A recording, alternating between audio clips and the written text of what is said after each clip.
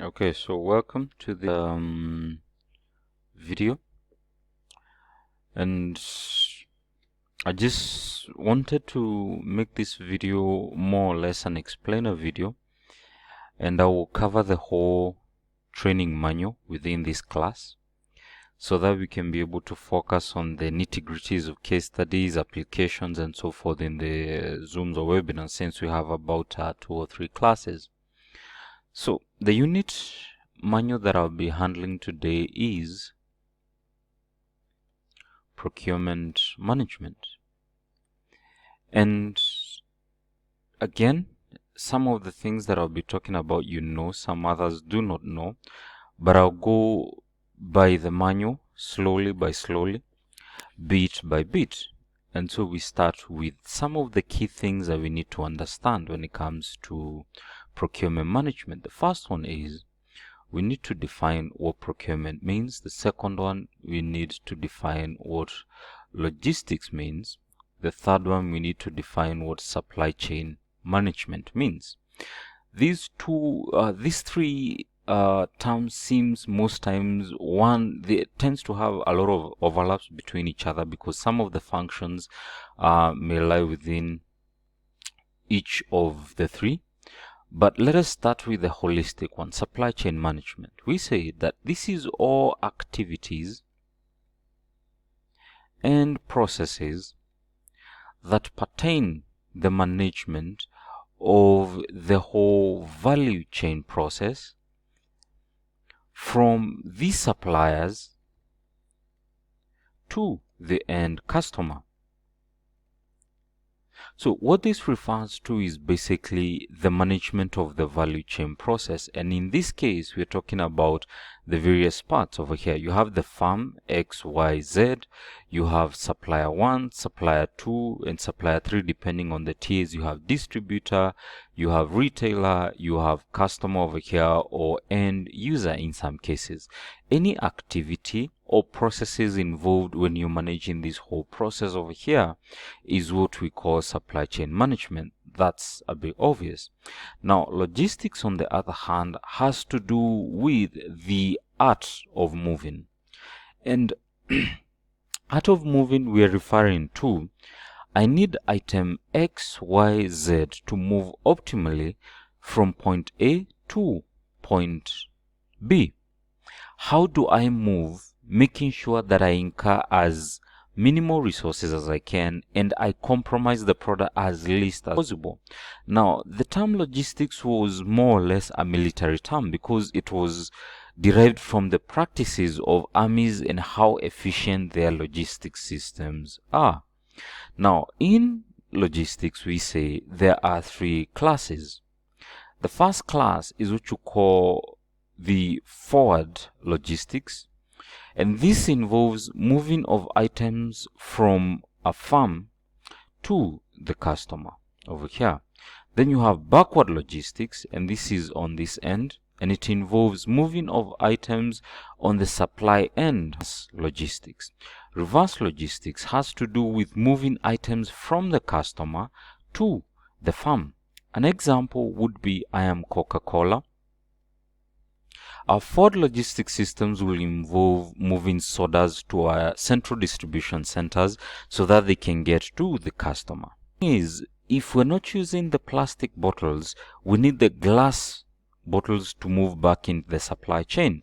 Therefore, Coca-Cola establishes a certain principle that allows the dookers to have the crates so that they can be picked by the lorries that are refilling the products at Coca-Cola. Now, that means that it is very, very cheap to produce our product if we only refill the item in question. That's a reverse logistics system. Another one would be an electronic dealer like Ramtoms.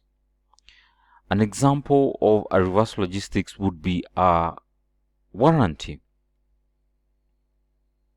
where they say if you use our products for the next 2 years and you experience problems, whether faulty or whatever the problem is, we allow you to get a replacement or a repair. But the cost of bringing that item to that organization will be incurred by the consumer. Again, this is an example of a different system over here. Again, reverse logistics, moving items back from the customer to the firm. Procurement, on the other hand, has to do with the following. You're buying the right item. You're buying that item at the right price, in the right quantity and quality, bringing it to the right place and in time for when it's needed, and getting it from the right source. And in this case, we're talking about the supplier. This is the definition, the holistic definition of what procurement entails. Therefore, when we're talking about procurement management, this refers to all management activities that have to do with the following: the right item, specification stage, that's the first one. Specifications, the right price, costing, and negotiations are involved in this case. The right quantity, this is demand management. The right quality, this is quality management. The right place, this is more or less has to do with lead time management. The right source, this has to do with relationship management and supplier appraisals and all those things that entail selecting the right source. So this is what procurement management is all about. We are looking at all this. The whole manual that you are basically going through has to do with managing each of these aspects. So let us start with the simplistic one and we continue in phase. And we say, what do we mean by the right item? Now we say that whenever a need is raised by the organization, there are several steps that are involved in that phase, and you need to make sure that you manage it as much as possible. Now, in purchasing context, we say that there are two types of firms. There is a public firm and there is a private firm. Now, in public procurement, we say the process is guided by the Public Procurement Act. Now, in private firms, it is guided by either, if you're dealing with a public firm, it can be guided either by a policy document that shows how you marry certain conflicts between styles of buying in between the firms. But let us assume, for starters, that we do not have a public firm, we don't have a private firm, neither do we have what you call a public-private partnership. We are basically looking at an organization without considering its context. What are the various steps involved in the procurement process? The first one are what we call the pre-ordering step. The second one is what you call the ordering step. The third one is what you call the post-ordering step. Now, pre-ordering step involves managing the whole process before an order is raised. Ordering step involves sending the order, and post-ordering steps involves anything that you do after the order has been received by the supplier. Again, the infrastructure can differ. It can be based on e-procurement or manual procurement system. So E-procurement, I'll not deal with this much. It's a whole unit on itself, so just do your research on that. But when it comes to the pre-ordering step, the most important thing here is the specification. And in the specification phase, we are talking about defining the need. We are basically defining the need. What is it that we want? What is it that we want to buy? Now, it is very, very important to define what you need to buy, because if you do not define it correctly, then the person buying might end up bringing something that is of inferior quality that cannot be used by you as the user department. So it's very, very important in the procurement management process to manage the specification process. Now, we say that there are several things. This is the user department that needs an item. There are specific methods that they can communicate to the procurement department when it comes to what you need. How do you say what you need to the procurement department? The first one is what you call a specification document. And in the specification document, you have the following. The first one is you have the general description of the item. I need a laptop. What kind of a laptop is it? What sizes are we talking about? And so forth. The second thing is we need to have what you call the physical characteristics. This applies when you're dealing with a high product. What are the dimensions? What is the weight? And so forth.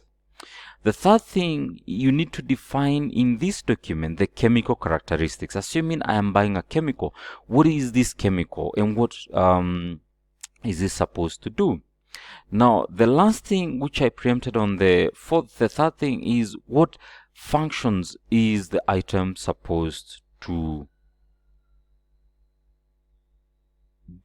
perform or do, as it were. Now, after you have given all the descriptions, you need to indicate the quantity in that item and special packaging requirements. You need to mention them in that specification document. Now, this document is the one that is given to the suppliers so that they can bid for the job. Now, when designing it, you need to consider and involve the user department throughout the process to make sure that you are communicating what they need to begin with.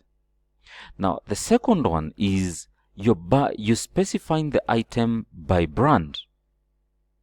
And by brand, I mean, I want a laptop, but a Dell laptop. That's by brand. I want a PC, but a Dell PC. That's by brand. I want to buy a phone, but an Apple product. That's a brand. The reason we use a brand name is because we assume that the quality aspect of that product has already been handled. It's a quality product. The brand carries quality in it. That's why we use by brand without writing all the specifications. Now, you have the other method over here, and this involves using a sample. I need exactly what kind of a whiteboard marker pen I want. Therefore, I sample and I tell them this is actually what I want to buy. The supplier can be able to get a rough idea of what exactly you mean by the need in terms of the sample that you provide. Now, we use samples when there are very specific details about the product that cannot be communicated in a specification document. Now, also, we need to use a sample when there are certain aspects of functionality that cannot be described again in the specification document. Now, we go to the other method, and this method is called or equal method. This is where I use the brand name and then I add a caveat or equal. For example, I say I want AA batteries, then I add or equal. What I mean by this is I give the responsibility to the supplier to determine equivalence in terms of performance, to determine equivalence in terms of features. That is basically what we are talking about in that phase. But pay keen attention over here. Most suppliers are likely to abuse this rule and bring inferior products. For example, if I say Eveready AA batteries are equal and you bring Duracell AA batteries, that's good. Those are equivalents. But if you bring a Tiger AA battery, that is not all equal. And the level of defects and quality issues that are involved in this method are higher than this and this method. Now, let's go to the other method, by grade. You are specifying your need to the procurement department, but you are using what you call grade. And by grade, this method applies mainly when we're talking about agricultural products, for example, or products that have ranges of quality.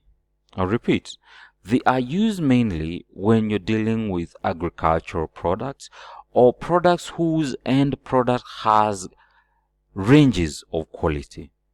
So if I say I want cotton and I define by grade, I have already defined the quality that I am interested in. If I want gold and I define the purity level in terms of carats, I have already defined the product by grade. Now, this method is used again when there are ranges. Now, it applies also when it comes to hard products that are being used and are subjected to various levels of demands. For example, for testing purposes, lower grade; for functions purposes, higher grade. Now, the other method is what you call by blueprint method. By blueprint method. And this is where I say I want a house, but this is the architectural drawing of that house, and this is the structural drawing of that house. How much is it going to cost me to have that house? That's a blueprint. I want a motherboard. This is the electrical drawing of that motherboard. How much is it going to cost me for you to make that product? Now, after you define all these things as a user, you give them to the procurement department. The procurement department needs also to do what you call a market survey to determine which is the best. That's the first thing. And who is the best person to buy it from. Now, there are certain products that are so specific that you can only use single sourcing. And there are certain products that are so basic that you can just use a sample or a brand name. Therefore, market survey, you're either contacting your already pre-qualified suppliers or reaching out to new ones to find out aspects of that specification that needs to be changed before the bid document is prepared. I'll repeat, our user has already told us what they want, but before I prepare the bid document, I need to make sure that I understand everything about the product. Who is best placed to supply the product? What method do I need to use? And are there certain aspects of this specification that are not clear? Because what you will find out is that most times you will have a very good specification document, but when it goes to the user, they would tell you that when you go to the supplier, they would tell you that that specification write-up is faulty because of certain standards of writing. They could say that you can find that product, but not as a final product. We can give you the kits to make up the final product, even though the user wanted the final product. Therefore, all those dimensions and all those complexities are handled before we prepare the final document, because it will be very, very expensive for the supplier and for you to have a product that you did not know or you did not define well to the supplier. Therefore, there are certain things that we say over here that are important. And I will use several terms. The first one, you have what you call value analysis. The second one is what you call value engineering. The other one is what you call ESI or EBI. Let me discuss what I mean by this. Let me even add another one here for the sake of discussion. Co-makership. Co-makership, or what you call co-destiny. So I have a product that I want. If I want to make sure that I get the price right over here, if I want to make sure that I get the quality right, if I want to make sure that I get the price right, I need to do what you call early supplier, early buyer involvement.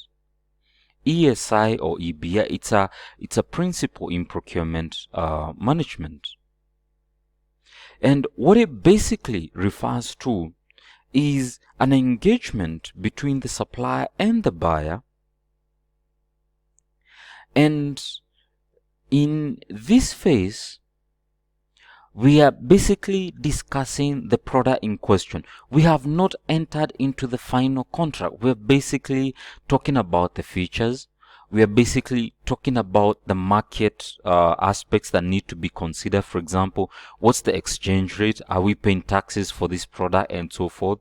Who handles the costs of insurance if you're bringing this product to you and so forth? And I'll give you an example why early supplier involvement and early buyer involvement is so key. JQuat decides to buy what you call an ambulance, and they are targeting to buy this ambulance for not more than 5.8 million.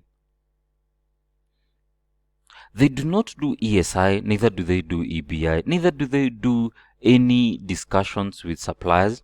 The only thing the hospital, which is the user department, said is, we need an ambulance. Now, if they make that mistake, the bid responses or the bids that they will get from the suppliers are very, very mixed. And this is what I mean by very, very mixed.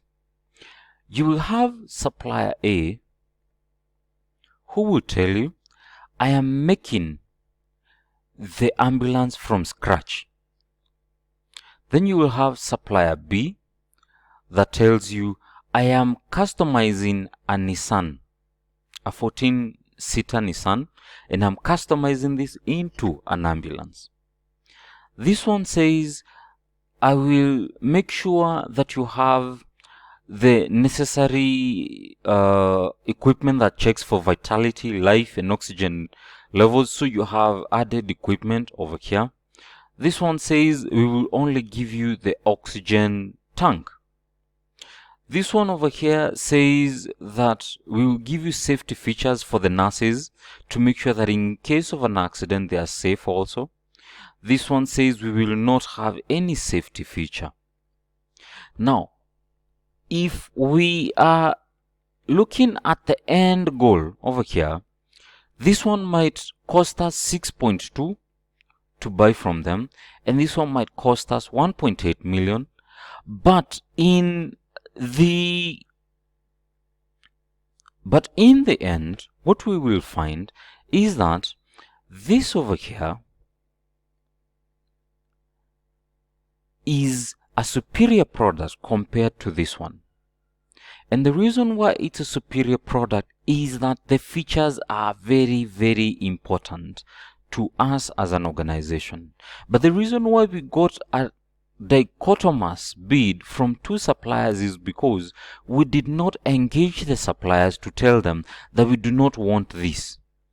What we want is this over here, early supplier involvement. Another thing, we might enter into early supplier involvement if there are specific things that are very unique to the product. For example, we are buying buses, yes, buses for the organization, again, correct. But of key importance to us is not how many students the bus can ferry. Of key importance to us is the safety feature, the stability of the bus, and every other thing that has to do with economies of scale. That is because the safety of the students is very, very paramount to us. So when we are talking about safety, the height of the bus matters, not the length. The length of the chassis affects the number of students we can carry, but the height of the bus matters when it comes to safety because of stability. That's one of them. The other safety features that you can give us are very, very important. So if we can tell them what we're interested in is not economies of scale, but safety, then they'll be able to bid appropriately for that product. What other terms are involved in this case? Co-makership. Let us assume that we are making a product together. In other words, you have organization. Sorry.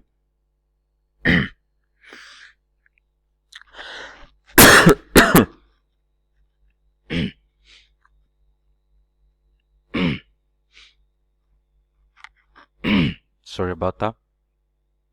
You have organization A, then you have organization B. This is Toyota and this is Subaru. We are making a product together as a firm, and as Toyota, we are calling it Toyota 86. That's a cheaper coupe vehicle, and Subaru is calling it Subaru BRZ. It's the same product being sold by two firms. Same product being sold by two firms. But because we are making that product together, there are two aspects that are important. The relationship between the two of us is very important, and the aspects of the product is very, very important. So in co-makership, we are looking at the product and having discussions about the product. Subaru, we are more concerned about giving speed, but not super speed. That's okay. Toyota, we're interested in giving economy, but not speed. But since we are making these products together, how do we marry the two philosophies? That's co-makership. Co-destiny is more concerned about the relationship in between.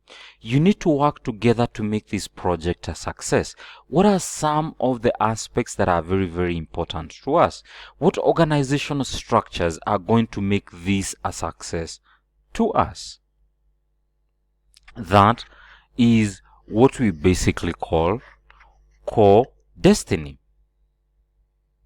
Now we go to value engineering and value analysis. We say the final product that the customer wants, whether intra-customer or extra-customer, the final product needs to be lean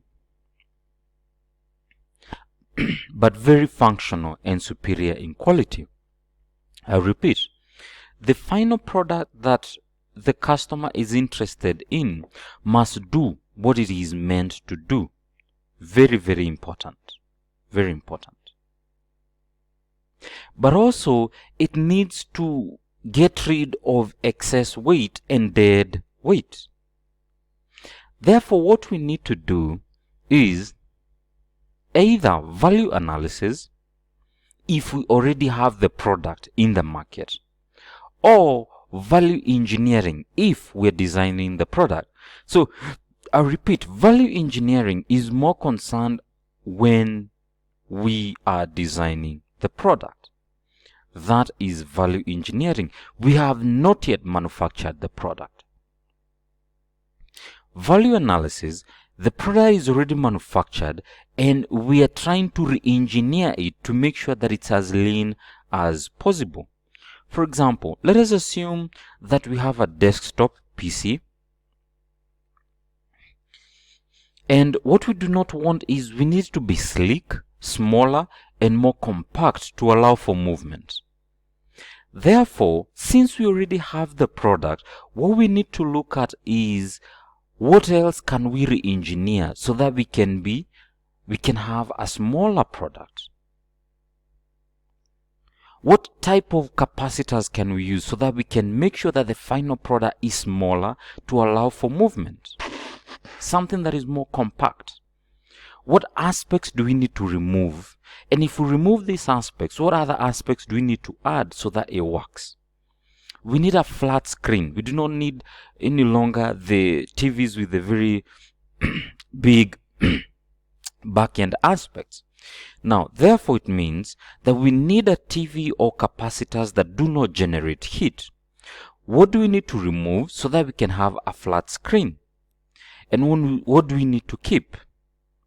All those questions, as you keep asking those questions, what you're doing is doing a value analysis report. And this here needs to involve all the engineers, needs to involve the users, needs to involve each and every person to make sure that once we have that very small product, once we have that very lean product, it functions as before or even better. Value engineering is, we're thinking of designing a new TV. And we need this TV to be flat, that's for sure. We need it to be curved, that's the second aspect. We need it to be 3D able, that's the other aspect. We need it to be HD 1080p or 4K in terms of picture quality. And we also need it to have at least a 3D sound capability. So as we're designing this product, we are having discussions about what is needed and what is not needed so that our procurement managers can be able to supply our need optimally. Good. Now we have defined the need. Several other aspects before we skip this step over here. Several other aspects include the following.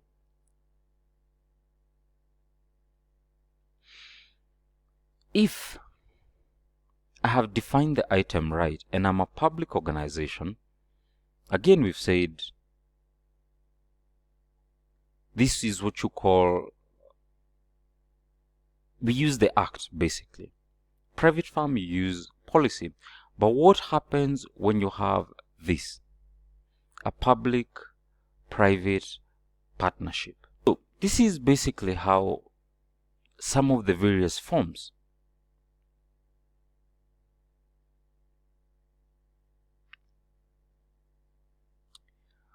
You have the first type of agreement is what you call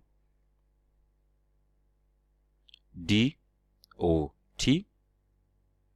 You have DOO. You have DBOT. Then you have DBO. I'm looking for the simpler application so that the people without a procurement background can understand. I'm a public firm and we're entering into an agreement with a private firm. Private firm, the reason why I would be doing this is because they're faster, they can be able to enhance quality, and they can deliver superior customer experience to our customers. For example, I want to build a 15,000 capacity hostel in JKUAT. I cannot do that with the speed that needs to be done with. I cannot ascertain quality if I do that. I cannot be able to ensure a superior customer experience. So how do I go about it? I get a private partner, China Wu Yi or whoever from China, and we enter into an agreement. There are several aspects of that agreement that need to be so clear. Who designs that product? That is the first aspect. Who operates that product? Who owns that product? And are there any transfer rights? Are there any transfer rights?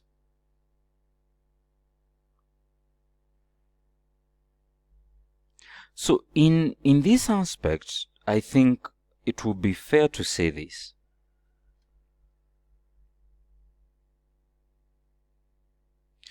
Under the DOT or DOT, the supplier designs that product, the supplier operates that product, but after some time, it is handed over. It is handed over. After some time, it is handed over. That's a DOT. An example would be the SGR. The firm designed the product and now they are operating it to recover the cost. But after the agreed time lapses, they transfer it back to the government. An example, ICAD in Jomo Kenyatta operated under a DOT. They designed the building and the facilities. They were allowed to operate those facilities, but after some time, they transfer those facilities back to Jomo Kenyatta.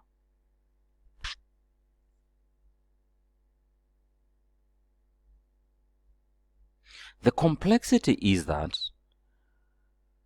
what if the private firm declines to hand over and comes up with a legal loophole? An example, ICAD was supposed to be handed over to Jomo Kenyatta, but Pan-African University came up with a discussion and so forth, and today it has not happened. It has its own risk to allow a person to operate. It has its own risk.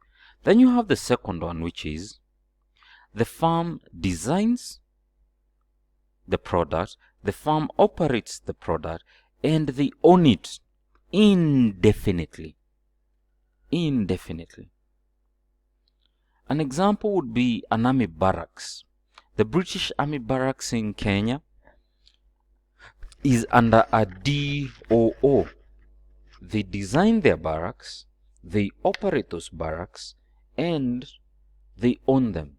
There is never a date that it will ever be transferred back to the organization, except in the case of Afghanistan American base being handed over to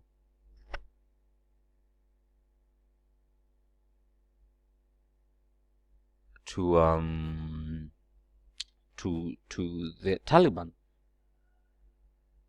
Then you have the third one, is a combination. The person designing, the person building, and the person operating. So you will have several aspects of this.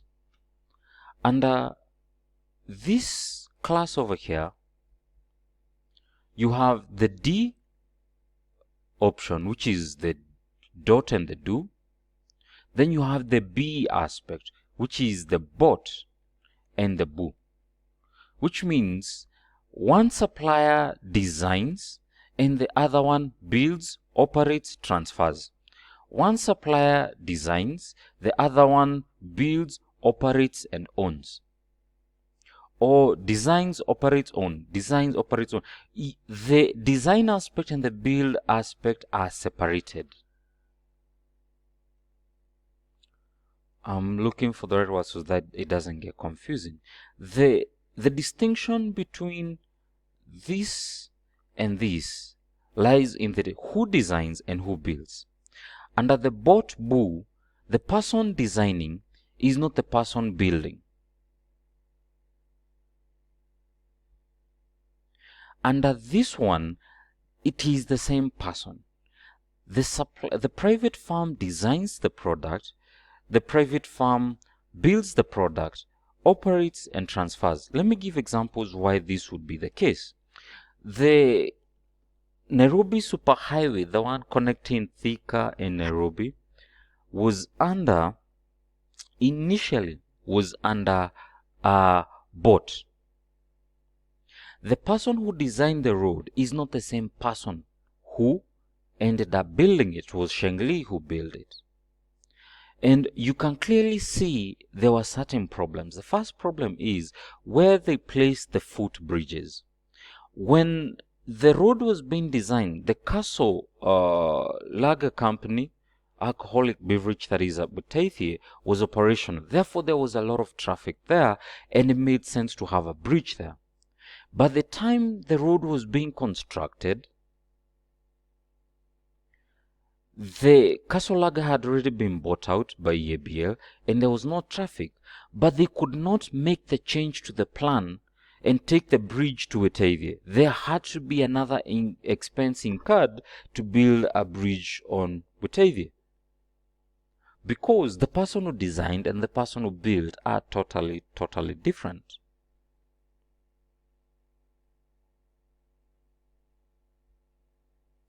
But if you want to avoid such scenarios, the person who designs it should be the one who builds it, so that if there are any complexities in the process, they can be able to handle the same.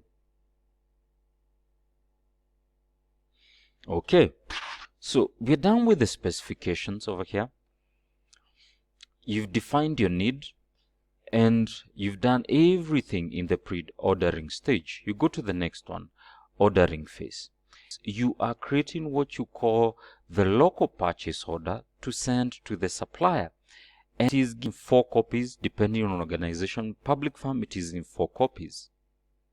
Now the LPO, once sent to the supplier, has several things. Clauses as it's only valid for 90 days.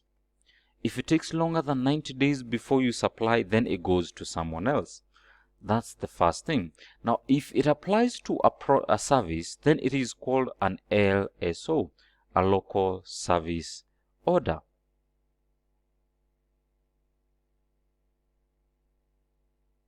Now, let us look at it from this perspective.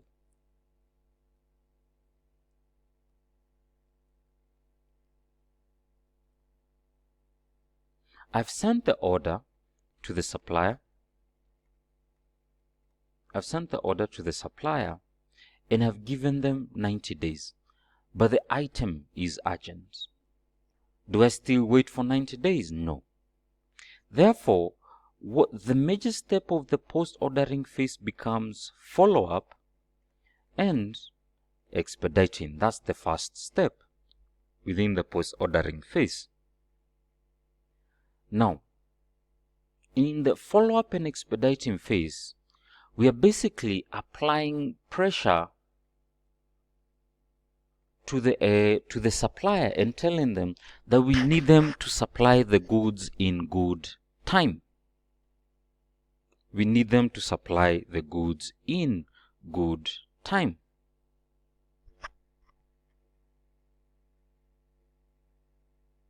So there are 2 classes. The first class is informal, just giving them a call. Hi, how far have you gone?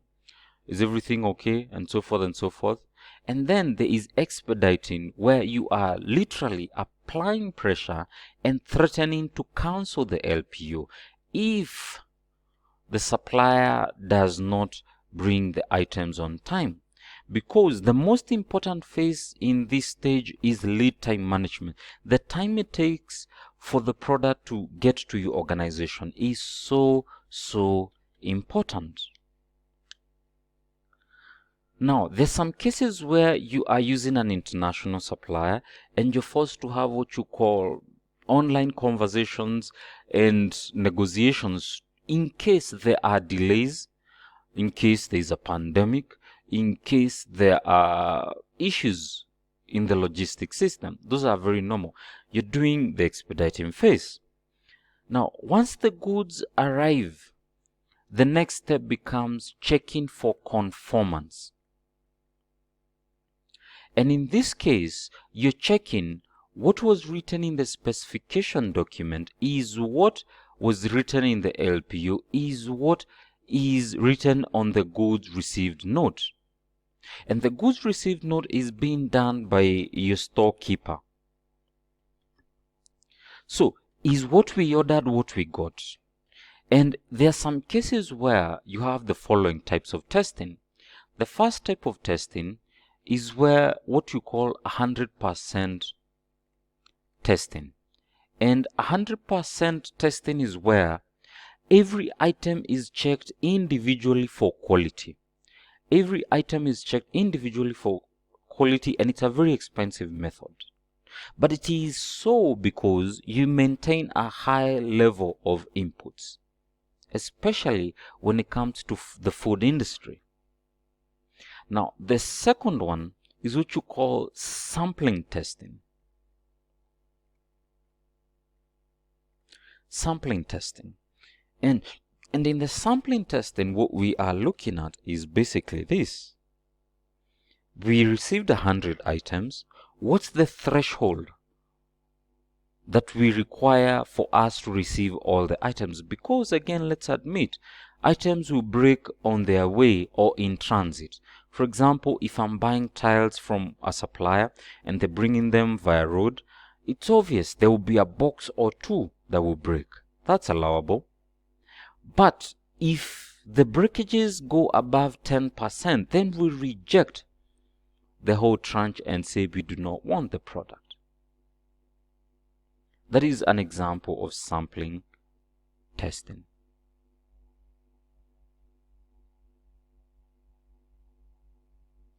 The third type is what you call destructive testing. Destructive testing. And in destructive testing, this is where we want to check, can the product withstand the normal operating conditions? For example, when you're buying building material, load-bearing capacity is so important to the integrity of a building. Therefore, if I buy certain items, I need to make sure that they can withstand a certain load. So what do? I subject them to the normal working conditions. That means there is a probability that certain items will be destroyed in the process.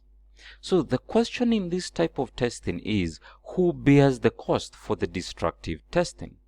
And at what stage? Are we doing this after we bring the item or before we bring the items?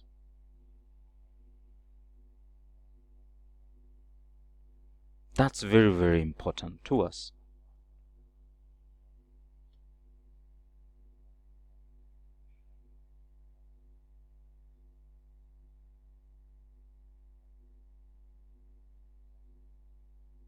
So after you've tested and you agree that the items are of good quality, you check for quantity. And if you're satisfied that everything is okay in this case, then you sign the goods received note, and the goods received note is taken, attached with the LPO, with the specification document for clearing of invoice and payment. But it doesn't store, it you call the storage system.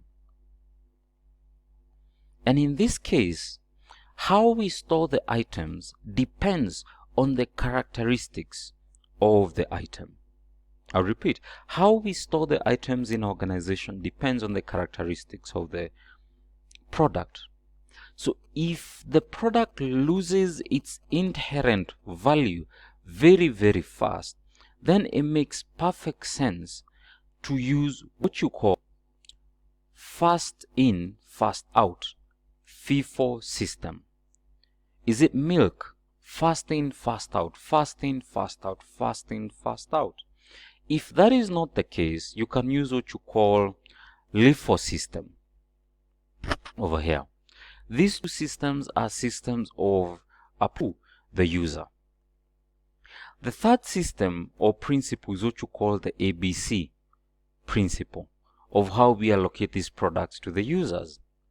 And it says that 20% of the item account for 80% of value, and 80% of the items account for only 20% of the value. Therefore, you can classify all the items in your organization in class A, B, and C. Class A being high value, low quantity possibly. Class C being high quantity, low value. Now the items that you need to treat with care are class A. Class C, not so much. Again, this is the same method that is used to cluster even the very customer base that you are using. There are customers that fall under class A. They are only 20%, yes, but they are very high value customers. Then there are those others who make up the largest population, yes, but they do not account a lot for your bottom line. An example of ABC in application. How Nairobi Water supplies its product is basically an ABC approach. There are the high value areas, class A, you must make sure there is no shortage of water around those areas. Then you have class C, low value areas, Eastlands and the like. But if you have certain places that are critical, very, very critical to the running of your county, for example, Nairobi Hospital, Aga Khan, you have Kenyatta National Hospital, you have all those critical services. Now, you will direct the product based on that. Again, also, you have by regions, economic regions. You have the Kiambu region, you have the Eastlands region, you have the Upper Nairobi region. How you release the water to these people basically depends on that region. Again, class A, class B, class C. So you can do your further research on this. I was just touching on it. It's just a basic principle. These here are basic principles of stores management. So that's it for step 1 here, which is the right item. So let us now go to the right price. Let me just get an eraser. Just clear the work area for us.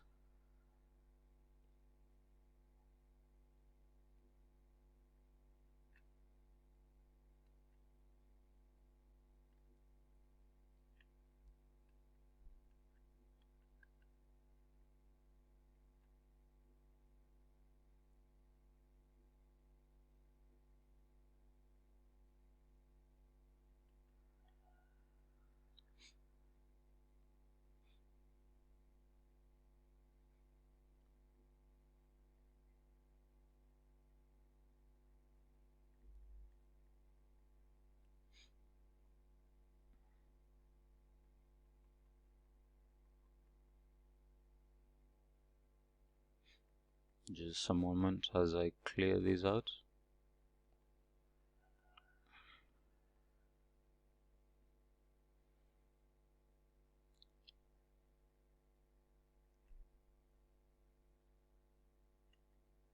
Okay, so we're done with that. So now we go to the right price. And this here has to do with the art of negotiation. That's one, because you are more concerned about creating the highest value in terms of quality for the lowest price. And in this phase, what we are basically referring to has to do with your assessment mode. How do you assess the best value for money? Value for money. How do you assess? You're given about 100 or so suppliers. They've bid for the same ambulance job, and you're telling them that I have chosen supplier 1 over supplier 20. Why did you select them?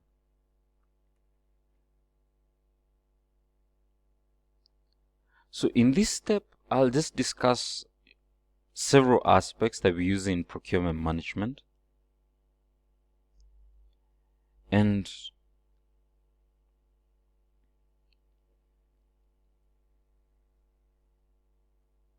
we are more concerned about how do I decide that this product is good and this product is not good. This value proposal is good, this value proposal is not good. And I will use two approaches. The first one is a hard item. The second one is a service. So if I'm using a product, there is what you call a two-phase analysis method. Two-phase analysis method. You have what you call the total cost of ownership method.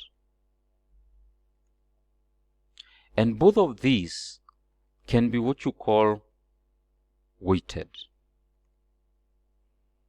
Now, this method A is what you call objective analysis method.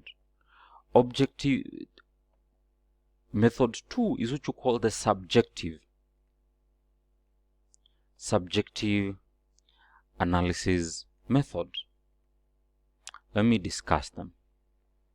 The subjective analysis method, I'm just going through our database,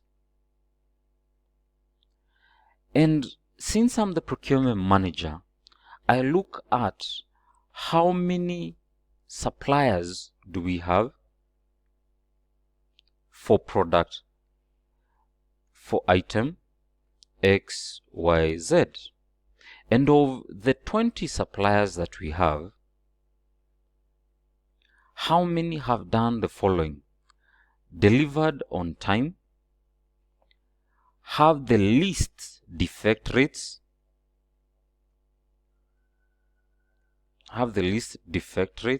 give us the best price, give us the best quality.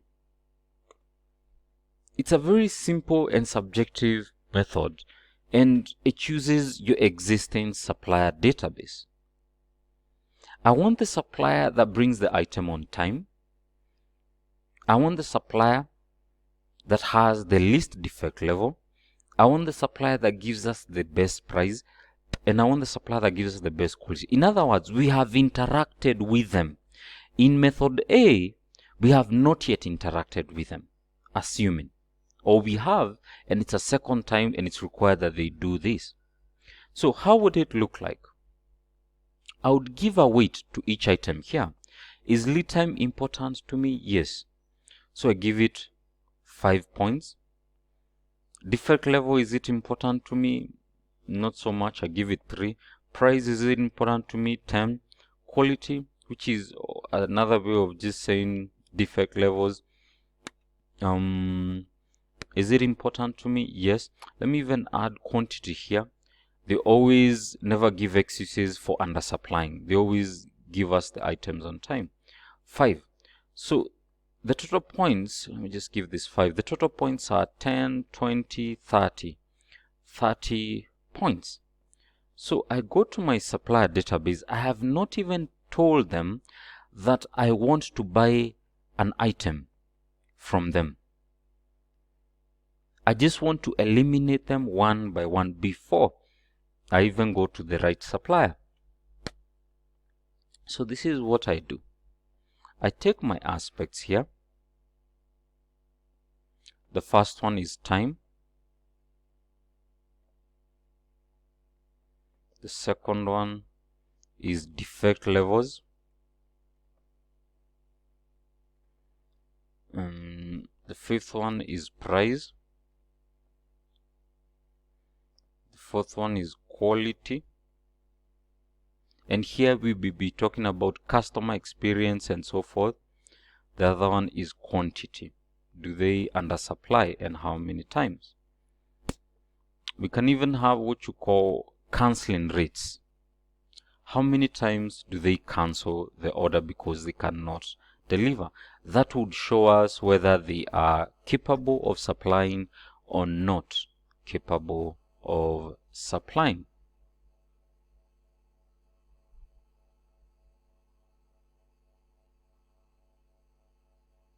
So we get supplier A, supplier B, supplier C and D.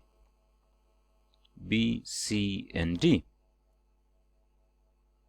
And we give them their various points under each section. This one's called this, this one's called this, this one's called this, and so forth and so forth. So what I say here is come up with a decision rule, and I say that all the suppliers that are above 20 points we use for the bid. In other words, you can tell them you can bid for this product. All suppliers below 20 points do not use.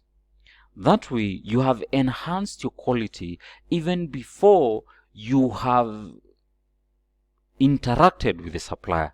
You have weeded out all the weak suppliers in terms of capacity.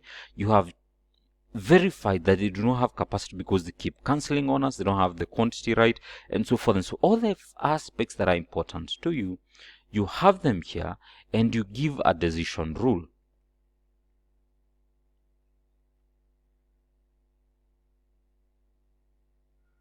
Good. That is the subjective method. Now let us go to, I want to tell the suppliers to bid, but how do they bid? Let us go to that. Let me just clear these out.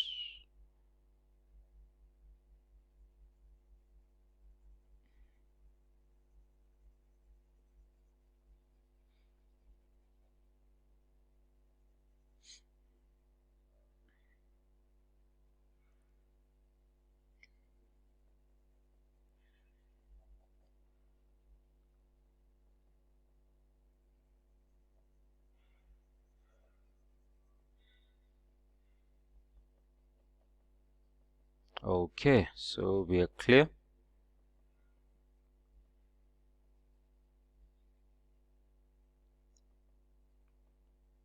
I think we are clear now.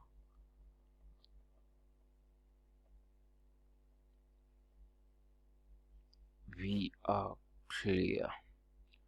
Let's go to the two-phase method and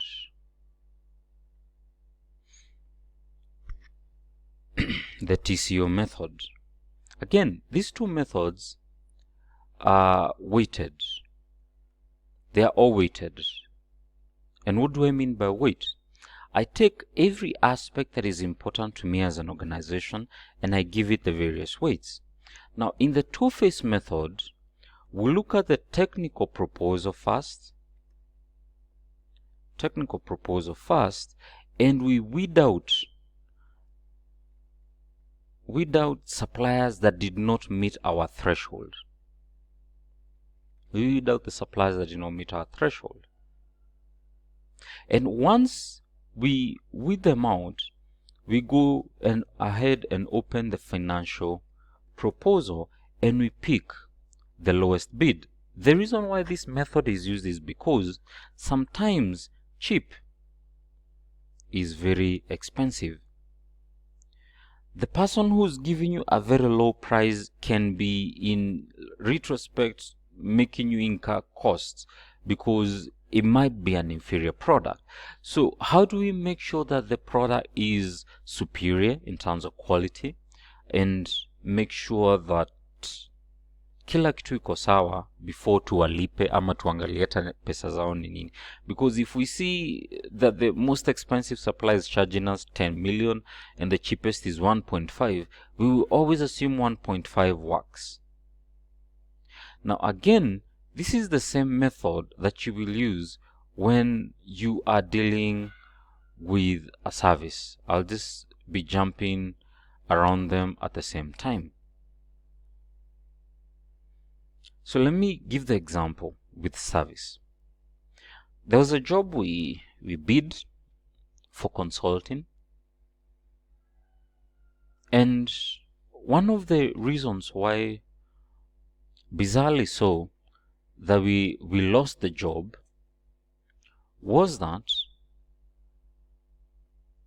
we were the best in terms of the work plan and the project deliverables, but we were too cheap.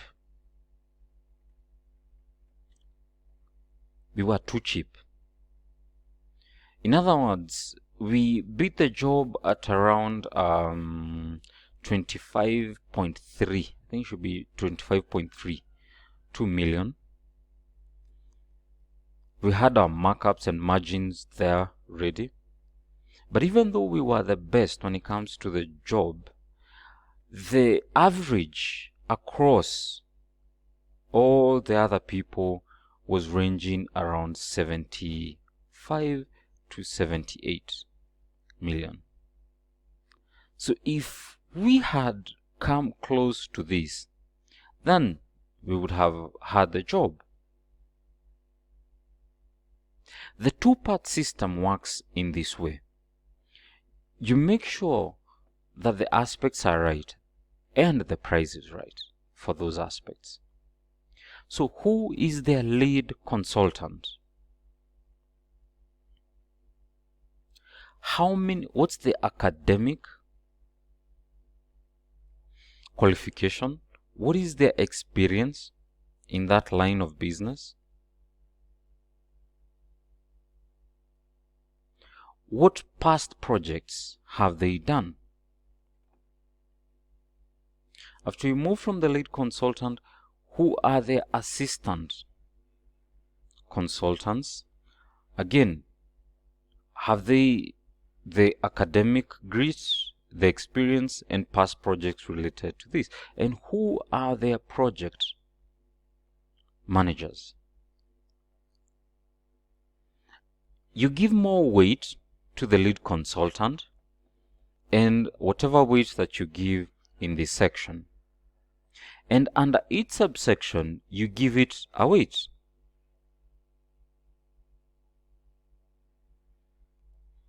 And this is why it is important. It is very, very possible to have a person without an MSc, but their years of experience makes it such that they are the best person for the job. And another here, with a PhD and all the Ivy League education, but the experience is so low that they cannot inspire confidence for the project. That's why we do that. So once you come up with all the weights and say the total for company A is 21 points, the total for company B is 37 points, the total for company C is 49 points, 37, 21. So who won the job as far as the technical proposal and the work plan that they give is concerned? It is supplier C. This is the person who won the job, but we don't give the job to them yet. we come up with a decision rule and say that the minimum points that our supplier should have are 34 points. Therefore, by this, if this was the cheapest supplier for that job, already they are already eliminated at the technical phase. And this is where corruption comes in, just playing with this information. So, if our minimum is 34, supplier A out, so we are left with supplier B and supplier C. Now here comes in the decision rule. Supplier C is charging 100 million for the job. Supplier B is charging us 75 million for the job. Outrightly, because supplier B has met our threshold, is the winner. By all rules, procurement rules, they are the winner. But the question is, why do so many suppliers take organizations to court? They take them to court because of the following reason. The first reason is, by all indication, they were the winner because they qualified at the technical phase and they were the cheapest at the financial proposal phase. But instead of getting the job here, the job was given to someone else who's charging more money, and they had the highest points, which is 49. Now, when the public procurement review board sits down on the case, they always look at them based on the merit, because cheapest doesn't always win. Because we can clearly see that supplier C is the best in terms of deliverables, 49 points. They are likely to deliver. Therefore, it even makes more sense to give C, given their work plan, even though they're the most expensive. So this is where the gray area comes in, that there is no clear guideline in the Public Procurement Act that says pick B over C, pick C over D. It will always be at the security features perfect. When it goes to oxygen material, oxygen equipment, perfect. When it goes to heart monitors, oxygen level monitors and so forth, perfect. When it goes to the communication devices with the hospital that they're going to, perfect, integrated system. But there's another one who designed it from scratch based on the needs of the organization, and that ambulance has more than we need, and it is costing us 100 million. Honestly, it makes perfect sense to pick C over B. It makes perfect sense. But you need to justify it to the suppliers, one, and you need to justify it also to the review board, because it looks like you did not follow due process, even though you did. So this is what you call the two-phase analysis method. And this is the same thing that you do when you're dealing with a hard product. What are the weights? What are the certain aspects of the product that you need, and what are the weights? If the weights, you determine the minimum weights for the organization, then you get phase 1 technical proposal and phase 2 financial proposal.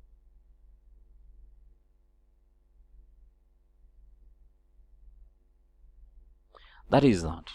So let us go to the other method, which is the total cost of ownership method. Again, let me just clear these out. Let me just clear these out.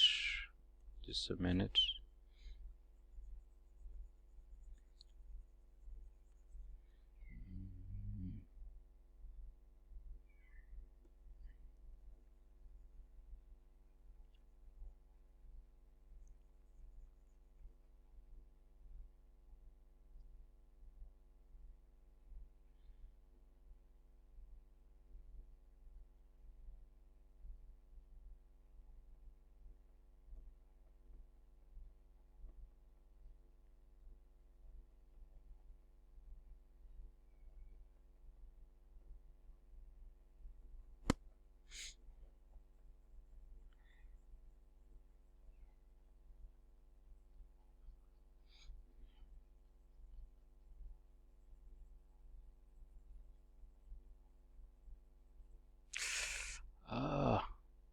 deleted what I did not want to delete. Goodness.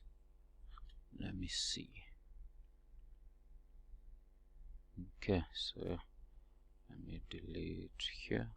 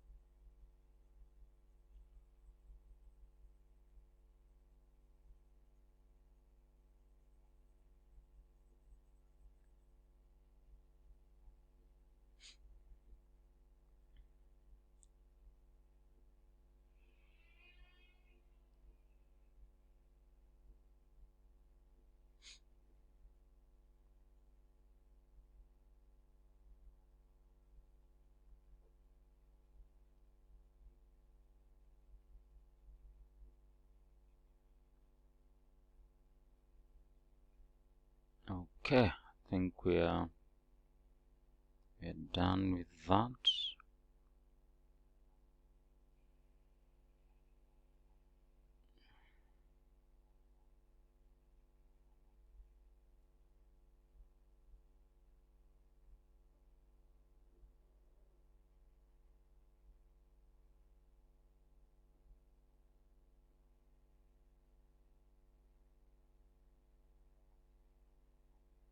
So let us go to total cost of ownership quickly. Under the TCO method, we are basically looking for the cheapest supplier, and not cheap, that's the wrong word. We are looking for the best value proposition in terms of converting ownership from supplier to the buyer. How much does it cost? And this is used for very complex items. It is used for very complex items.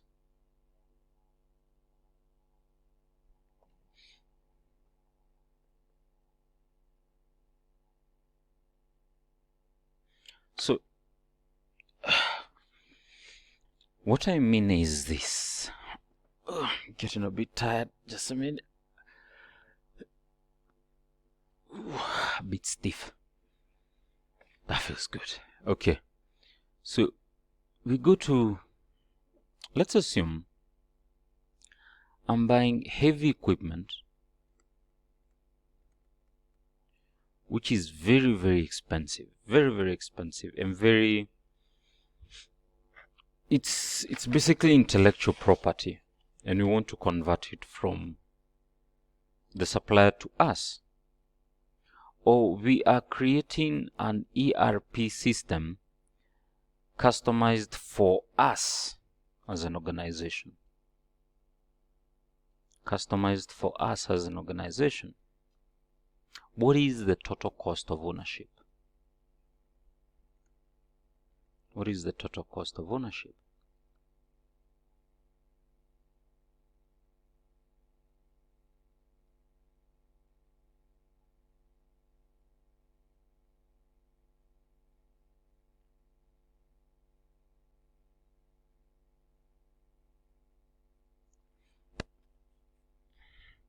So there is the cost of manufacturing the product.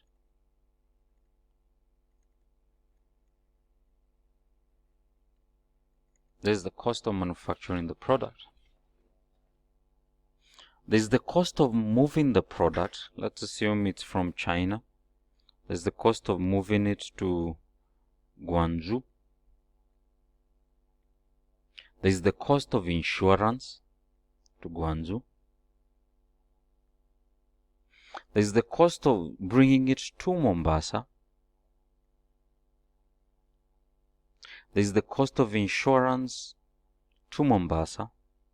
There's the cost of duty and statutory payments in Mombasa. There's the cost of moving it to JKUAT and the cost of insurance to JKUAT. What is the total costs of ownership? This is what I'm talking about. Everything that is involved in the value addition process until it gets to us. Who is the cheapest in this case? This method may be used when you're using global sourcing.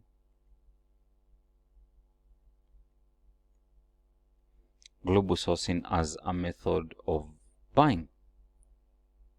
Because you might have one supplier in Taiwan, another one in mainland China,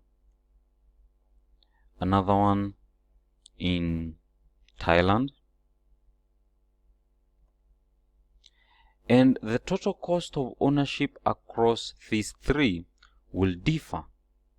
So who do you pick in that case? Who's the best pick in that case? TCO as a method.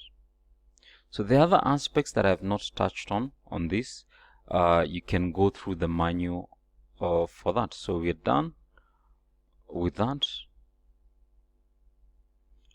We are done with that, and we are done with that. So we go to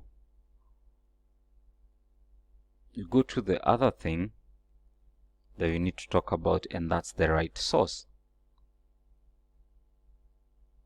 Right source. Let me clear this.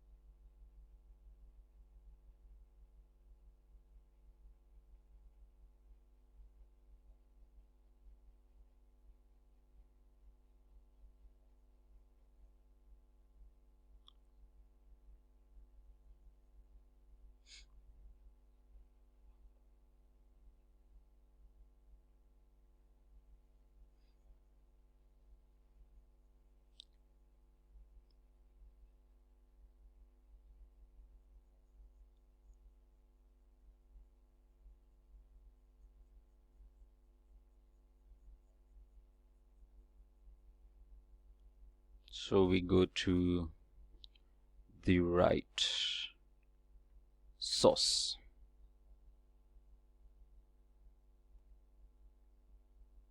The right source. And in this case, as a procurement manager, what I am concerned about is the following. What is the level of control that I am interested in? And what is the level of cheapness or bargain am I interested in? And there are four things, there are four methods that you can use in this case. You have what you call local insourcing, you have what you call local outsourcing, you have what you call global insourcing, then you have what you call global outsourcing. You can either have a highly insourced system or a highly outsourced system. That's the first thing. The other thing is, how long are the contracts supposed to be? And where is the supplier supposed to be? Supposed to be.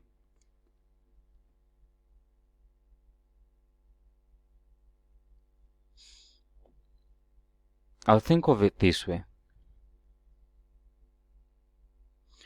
When it comes to control, if you are locally producing your own products or locally outsourcing, you have control. But if you're globally insourcing, the control may be there but minimal. But if you globally outsource, it is not there. It is not there at all, at all, at all. That means that as a procurement manager, your supply chain visibility can be compromised depending on your sourcing strategy. Can be compromised depending on your sourcing strategy. When it comes to costs,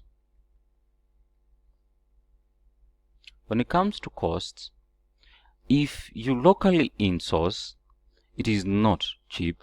When you locally outsource, it is still not cheap. But when you globally insource, very possible. So it is the firm to decide on one end of the spectrum, I am getting control, and on the other end of the spectrum, I am minimizing my costs. But the risks on this end of the spectrum is that you do not have visibility. And this again is what I mean. A supply chain that is fragmented, this here is Apple. A supply chain that is fragmented looks something like this. Apple has their suppliers here being supplied by other suppliers, and these suppliers are in mainland China. Apple's consumer base is all over the world, and it's the first trillion-dollar company. Trillion-dollar company. But I want you to understand the complexity of your sourcing strategy based on this case. We shall talk about this further in global supply chain management.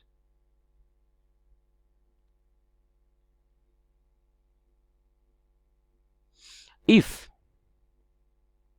for the rare case you decide to go for China as Apple, why are you going there? Because of tax avoidance. That's the first reason. And the reason why Apple went to China is because, one, it is tax-free to import a product into America if it is an American brand.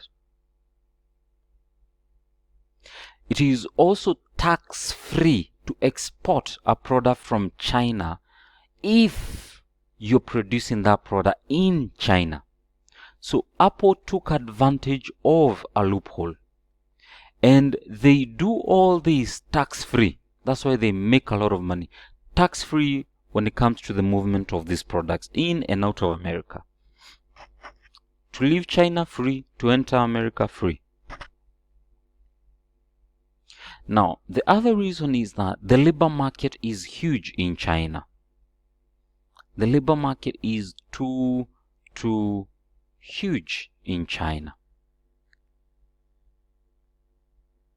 And because it's huge, it means that the minimum wage stipulations are much lower, and that means they can push for cheaper suppliers. The other reason is flexibility. Steve Jobs one time said that I do not want any more plastic screens on iPhones. I want glass screens. The probability that they would find an American supplier to meet that need within 9 months was minimal. None they could not find. But they were able to get this in China within 3 weeks. A supplier willing to give this type of product. The other thing is regulation. China's markets are not regulated by strict rules compared to the American markets. For example, Americans will demand a higher wage per hour, which would drive up the cost. Americans would drive better working environments, which would drive up the cost. Americans would demand higher, better working conditions, which would drive up the cost. But when Apple decided to settle on a supplier called Foxconn, they did not expect for a single minute that the following were the things that were going to happen. People were going to be committing suicides at an alarming rate. People were going to be struggling with depression, and there were going to be serious human rights violations. They never expected this to happen. And the reason is that for you to be able to deliver a low price with margins as low as 0.5% as a supplier, Foxconn was demanding around 3.5%. The first thing is you'll need your employers to work extra. And working extra meant that employers were working 8 hours within a day, and they would go to dormitory looking like sleeping areas and would be woken up again to continue working. The work environment was very bad, and the people were sleeping within the production lines. Very, very horrible. And this is when employees were starting to get threatened,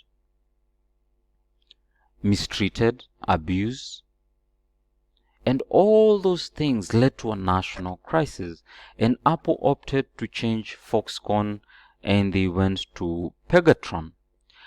Pegatron did not make any major changes because in a very short time again, suicide started going up, depression, cases of depression and human rights violation again came back. And the reason is that Apple was demanding very low profit margins from the suppliers, as low as 0.5. And that meant that for you to deliver such low margins, you'd compromise a lot when it comes to employee safety. So if you are an outsourced firm, control is a compromise that you cannot be able to have. You cannot control what your suppliers do. But if you're looking to have a bargain, then it's the best option. So under this, you have what you call national sourcing, international sourcing, or what you call global sourcing. All the aspects under this we shall talk about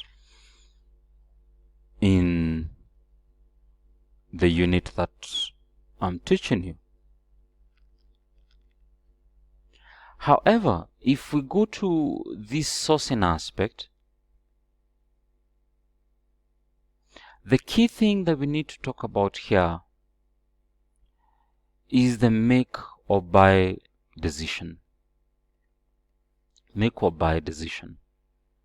Note that make or buy decision is not in its purity black or white.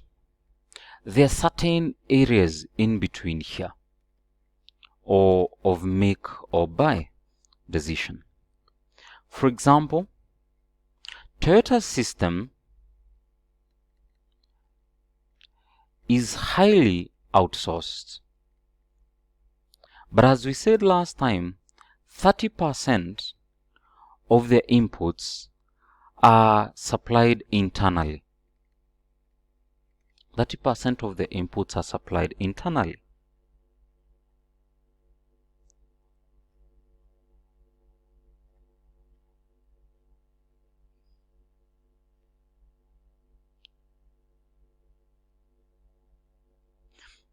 Therefore, within this continuum,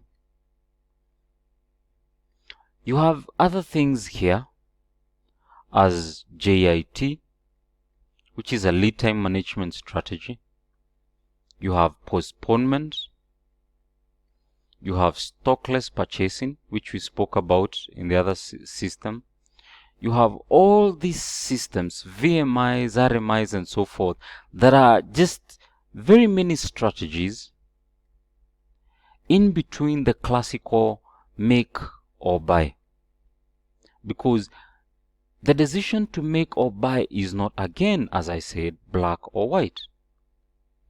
Every farm needs to have what you call safety stock, just in case we have a pandemic, for example, just in case there are supplier disruptions, just in case there are supply chain changes, just in case there are geopolitical shifts, just in case there are currency fluctuations, just in case, just in case. But we say that within any decision, if I decide to make the product, then insourcing becomes my pure identity. Why would I do this? One, if the market cannot deliver the quality, it cannot deliver the quality in the speed that I want, or there are special needs that are unique to this product. If I go to buy the product, it could be I'm going for the price or superior quality. It could be that's why I'm doing that. But how do you determine what to make and what to buy?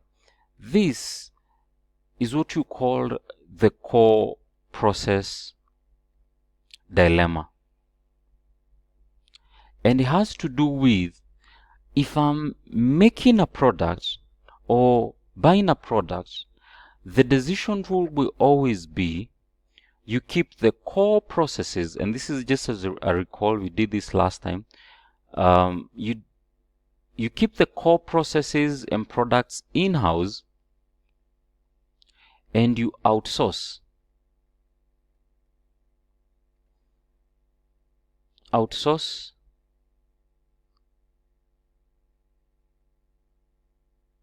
the non-core.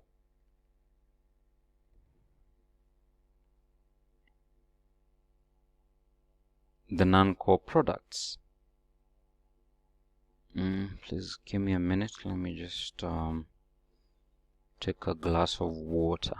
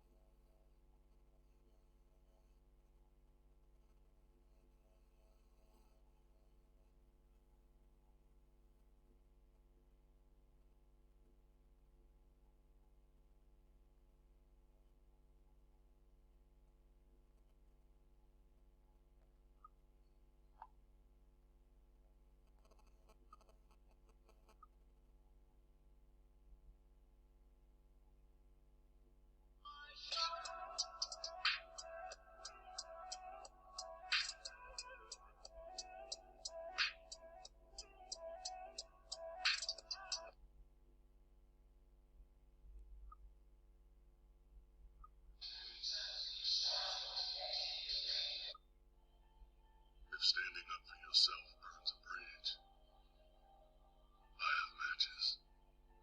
We ride at dawn.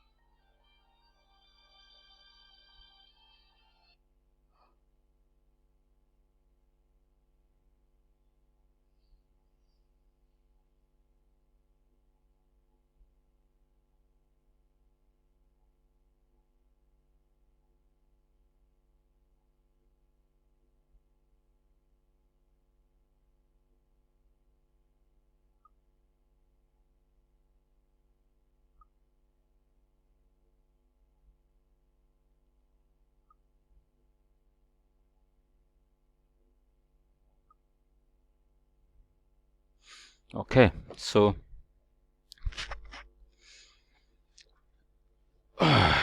let's go to,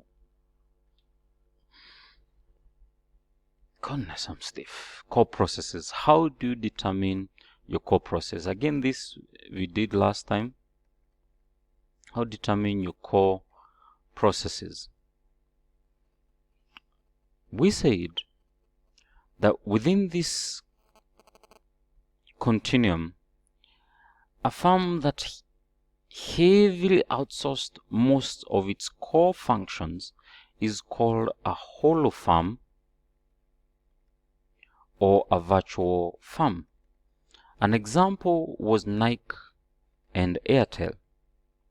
Nike does not produce the products, Nike does not distribute, Nike does not deal with how the product gets to the customer. Nike is only concerned with brand management, product design mainly. These are the two things it pays attention to. Every other thing Nike considers non-core and is given to other people to produce, to ship, to distribute, and so forth and so forth. Airtel, this is Airtel India to be specific. They, again, as we said last time, they outsource their IT systems to IBM, their contact centers to Emphasis, their network systems to Nokia and Siemens. This has saved them a lot in terms of money because every employee that is not with them is paid by another person. That's very, very good. But again, Airtel is a hollow firm or a virtual firm because of this case. If you outsource a lot of your core functionalities, you end up being a virtual firm. But how do you determine your core functionalities? We said last time that this is what you do. There are two methods. The first one is what you call the product architecture method. The second one is the prism method. And in the product architecture, you take the final product and you explode it in terms of the bill of materials that make up the final product. You have a car, chassis, engine, electronics, and any other thing. You divide all these things into two parts, strategic and non-strategic.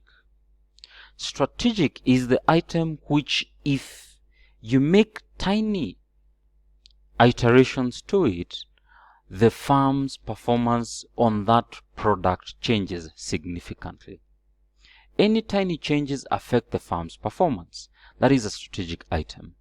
So, if you were to look at this and we pick Toyota, Nissan, and Lamborghini, you have the following scenarios.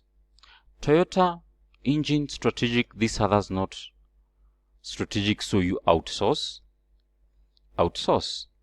But we said to handle disruptions, Toyota keeps 30% of the electronic manufacture in-house. Nissan, transmission is core, therefore outsource. Lamborghini, the whole system is important, so in-source. That is the product architecture method. The prism method assumes that there are three things that are important in organizations: customer relationship management, innovation, and supply chain management. And customer relationship management has to do with attracting new customers and retaining existing ones. Innovation has to do with improving existing products and coming up with new ones. Supply chain is concerned with how the product gets to the customer. Therefore, under the triangle, you have three possibilities. You have supply chain, you have CRM, then you have innovation. And we say that you pick one function that is important to you, then you outsource the other two. You outsource the other two. I repeat. No way. Don't do that.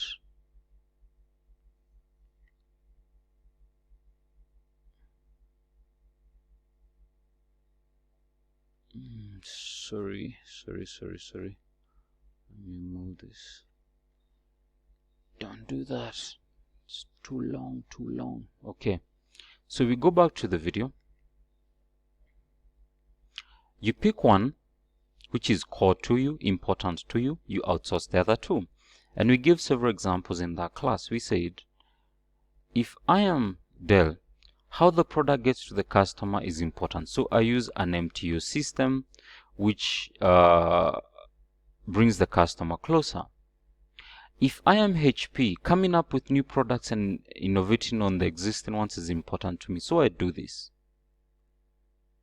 If I am Apple and I have a Mac, customer experience is more important to me. So how the product gets to the customer and this innovation outsourced, that's how the decision rule applies. Now we say that any firm that tries to do the three gets what you call stuck in the middle phenomena, and this always contributes to the strategic failure of the company when they are trying to do the three major functions at one. Always outsource some of the functions. Now, under the sourcing aspect also, there is what you call managing relationship. Let me just clear this out.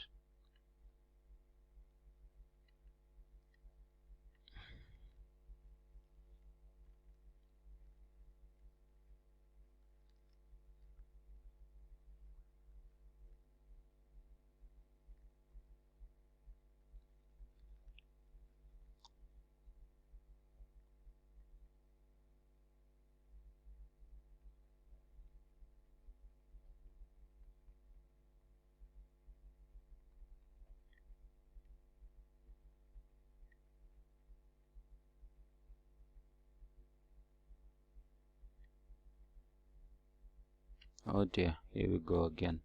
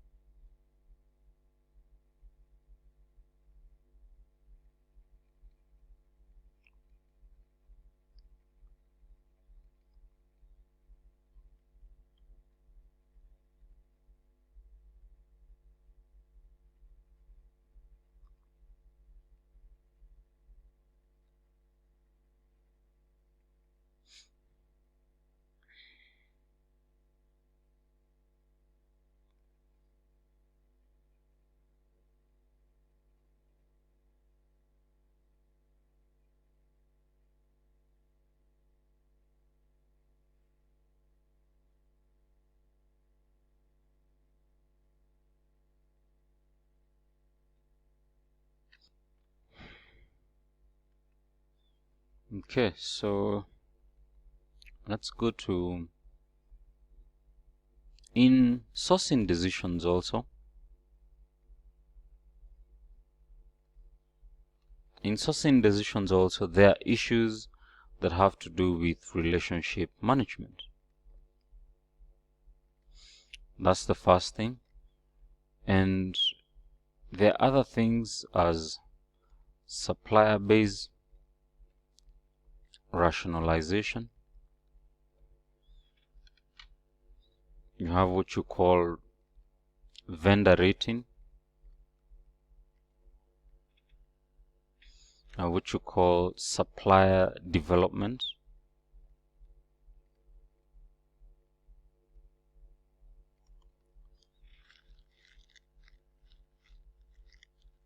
You have what you call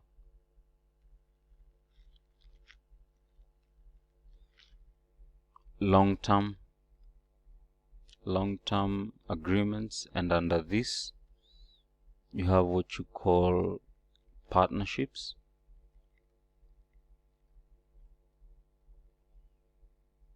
counter trade,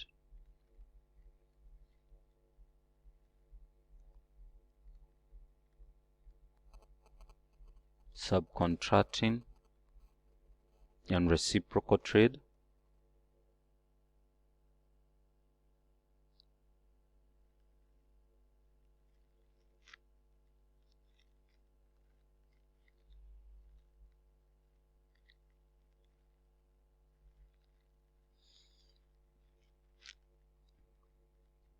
So we have what you call short-term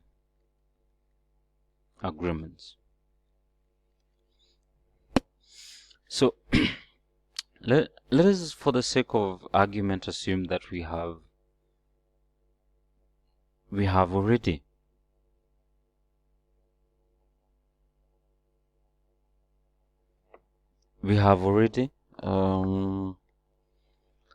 decided to outsource. Goodness, let me stretch. Oh, God, this is a horrible seat. Horrible seat. Oh, goodness, I'm stiff. Okay, so we've decided to outsource, and we've come up with our supplier. There are several things that you need to think about. And what kind of a structure are you looking for? Let me just show you what I mean. An example of a structure would be what we said earlier, Toyota's Kiretsu system. They decided to use only long-term contracts with suppliers. And if this here is Toyota's factory, they would bring their suppliers closer to them using what you call Kiretsu system, which makes sure that the JIT system works. The product just get there when they're needed, or just in case they're needed. That's a Kiretsu system. Another system would be Dell's system, where they say it is very costly for us to establish factories. The production costs are very high. So we have our American market, we can produce for those, no problem. Then you have our Asia market. Let us use what you call original equipment manufacturer contracts that are performance-based, short-term performance-based, where we allow our suppliers in China to act as though they were us. In other words, impersonate us, and they supply the Asia market and the African market. This here is another type of a system.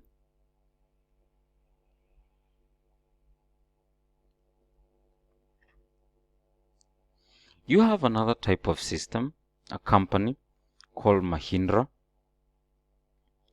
that has over 800 suppliers all over the place, because they believe the more suppliers they have, the better they can bargain with suppliers. 800 suppliers.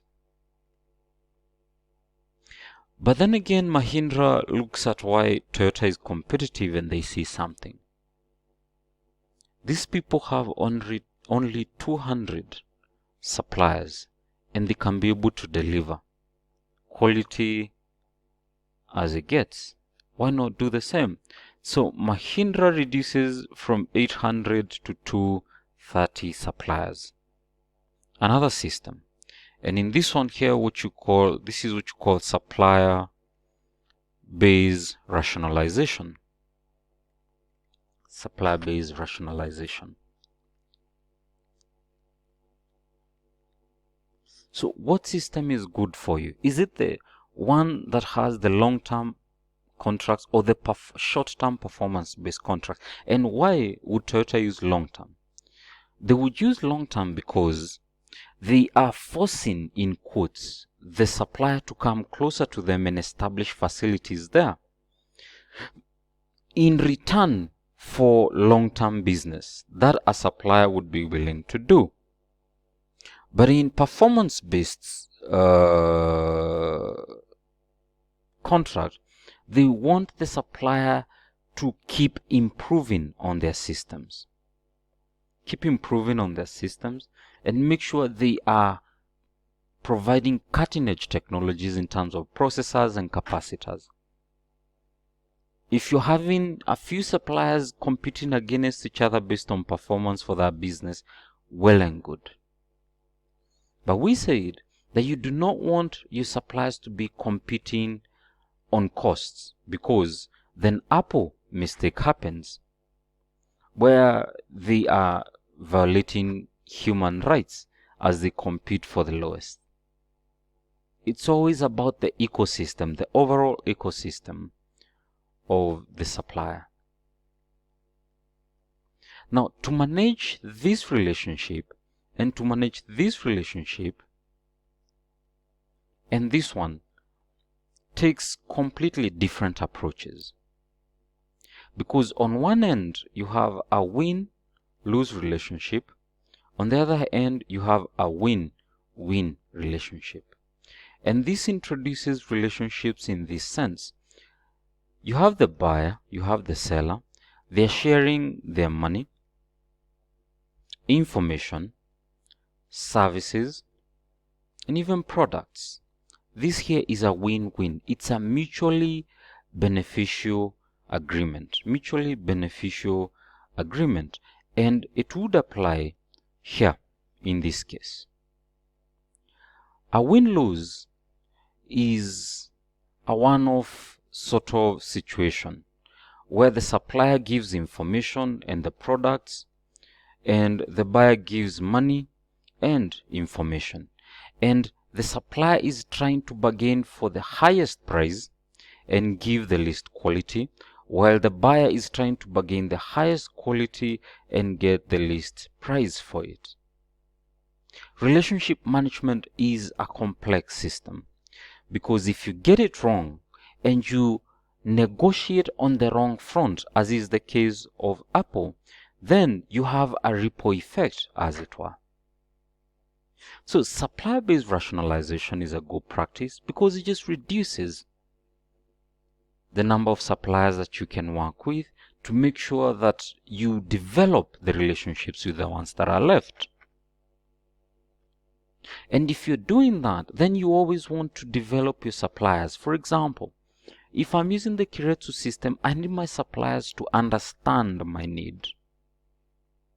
Understand my need, and therefore I need to develop them. In some cases, I may need to build their capacity so that they can be able to meet my need. But this is a very long-term relationship.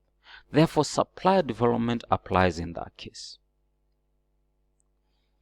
But if we're using performance-based relationship, we need to be rating our suppliers on their performance. How are they performing in terms of the deliverables that we have?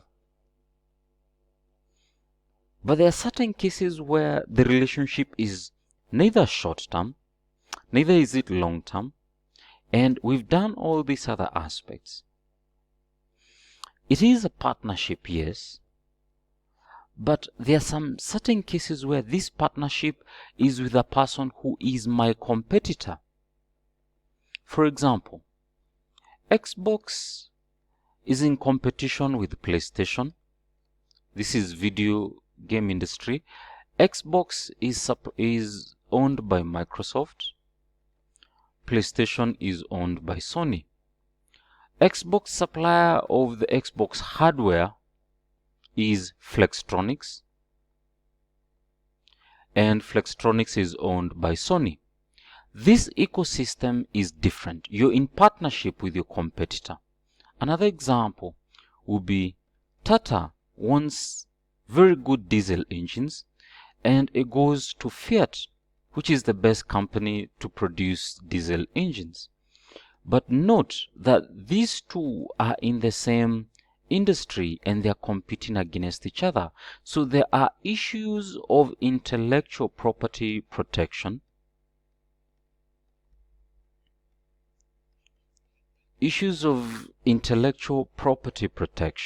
that need to be considered in that case. Again, this is a form of relationship management strategies that need to be applied. Relationship management strategies that need to be applied.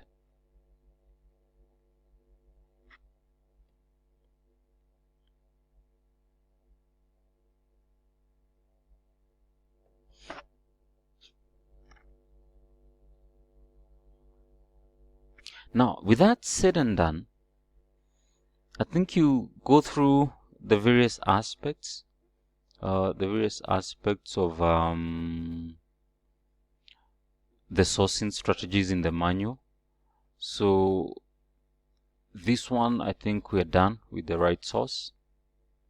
So now I want us to go to the other thing, which is place and time. Place and time. Let me just clear this.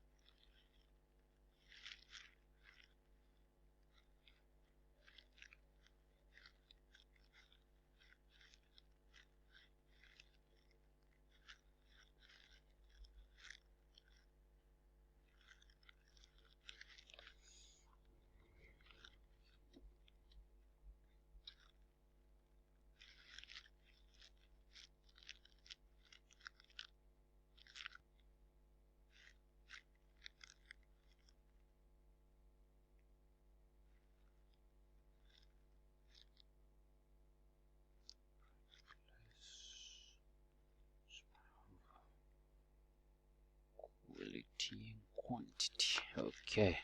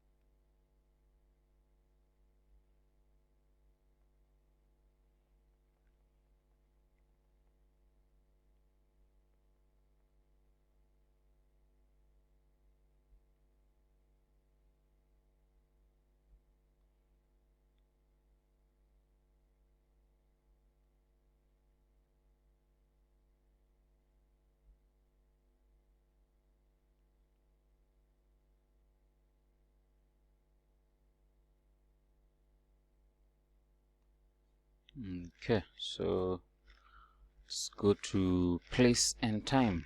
Right place and right time.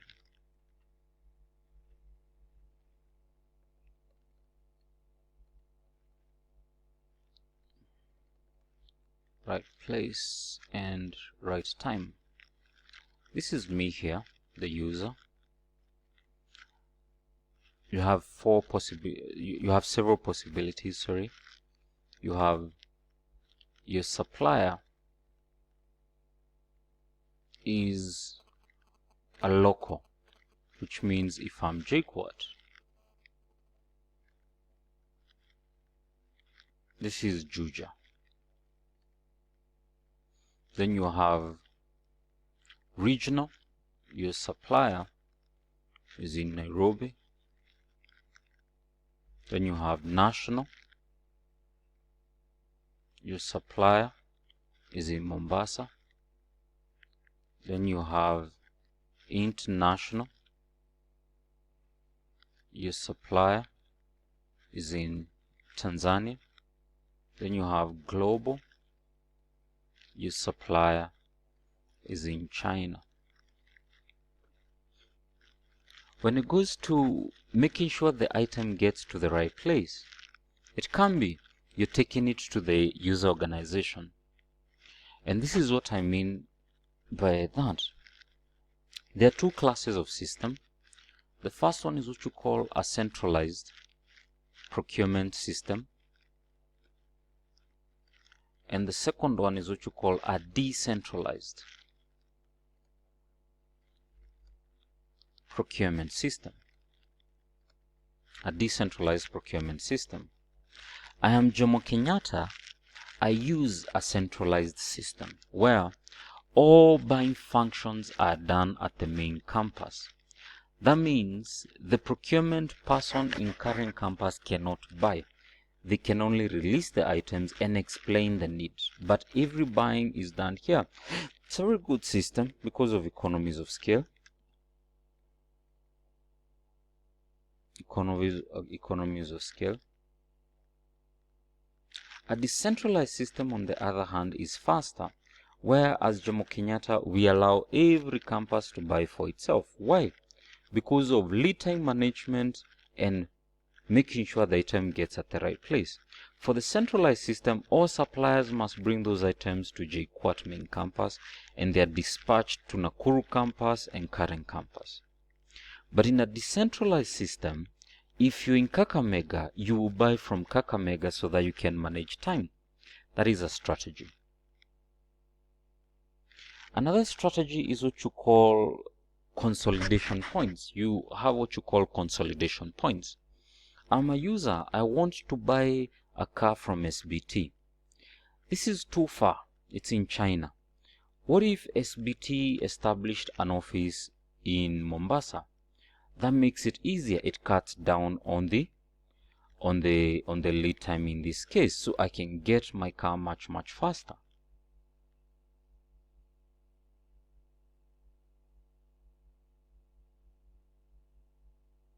So we look at that using a consolidation center is a strategy in lead time management. Another one would be standardization. The reason why there are too many lead time fluctuations is because your product is not standard. It's not a standard product. And because it's not a standard product, suppliers have a hard time understanding it. And because they're having a hard time understanding it, they're having a hard time fulfilling your order or your need of that product. Standardizing it means that every supplier is dealing with a standard or uniform specifications so that it's not complicated with changes and misunderstandings in place. That's another way of bringing lead time down. Another way would be Toyota's Kiretsu system, JIT system. Bring your suppliers closer to you, then they bring the items when needed. That's another example of managing lead time. Another one would be stockless purchasing, where we said if Vivo came to Jomo Kenyatta and established a petrol station, they do not own the fuel even though they are in JKUAT. JKUAT does not own the fuel even though Vivo is in JKUAT, sorry. Therefore, JKUAT will only own it once we pay for it. But you see, in terms of lead time, we have shortened it. The same case when you're buying BOC gas. They establish a tank in JQuat, they supply the gas, but they do not release it until it is paid for. Again, another method of managing lead time. Another method of managing lead time would be increase the order frequency. When you only order one time in a year and you're ordering in large quantities, sure, you will order only once, set and forget, true. That notwithstanding, there's always a possibility that there can be delays in production given the size. There can be delays in supply chain or disruptions in the supply chain. What if you break that big order into small orders? If it was 1,000 units, let's keep them at 100 units. And we know they would deliver these 100 units every single time. If that is the case, then good for you, because it means you will get the items frequently and there will be fewer disruptions. But the problem is the ordering cost is likely to go up. Ordering cost is likely to shoot up.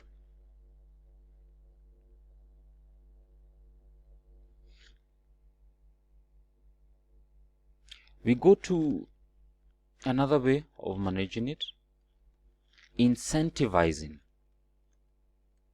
lead time management.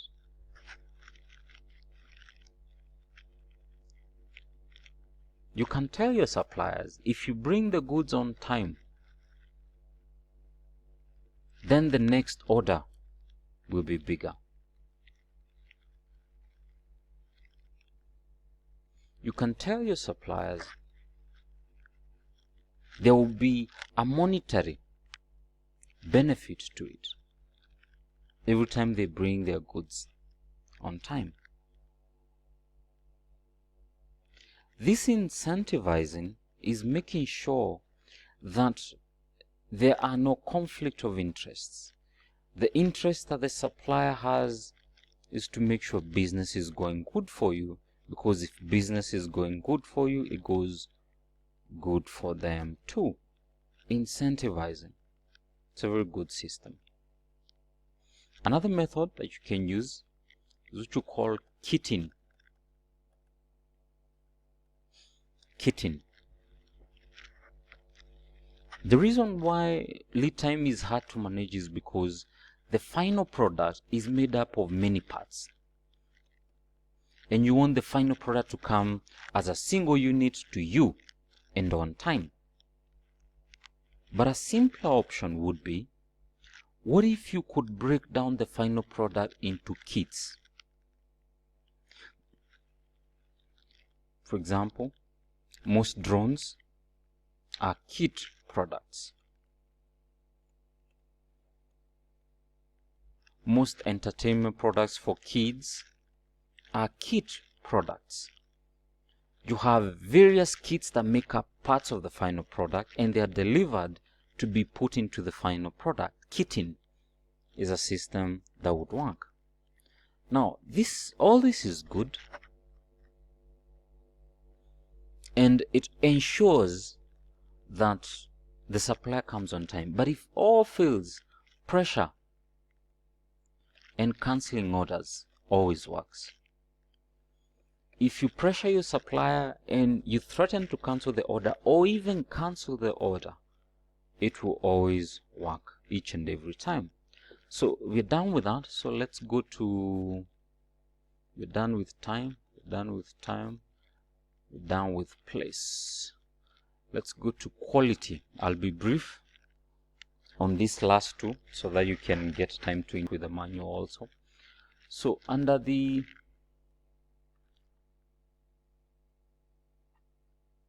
quality,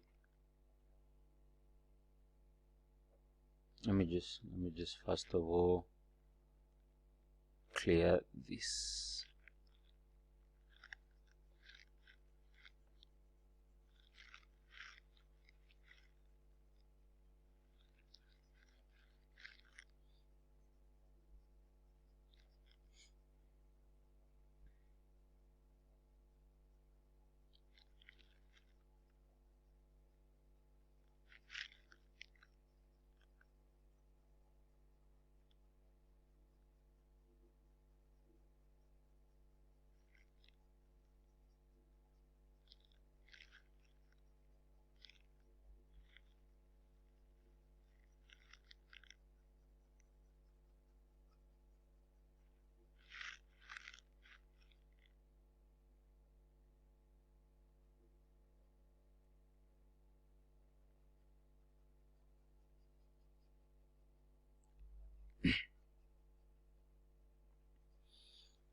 Let's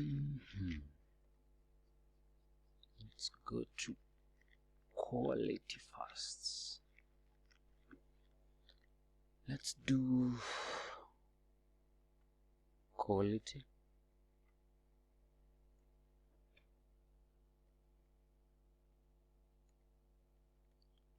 Under quality, we say that you're more concerned about the product. Is it doing what it was meant to do? Performance. But there are very many dimensions to quality. One dimension is aesthetics. Is it appealing? Is it appealing to the person? Second one is perceived quality.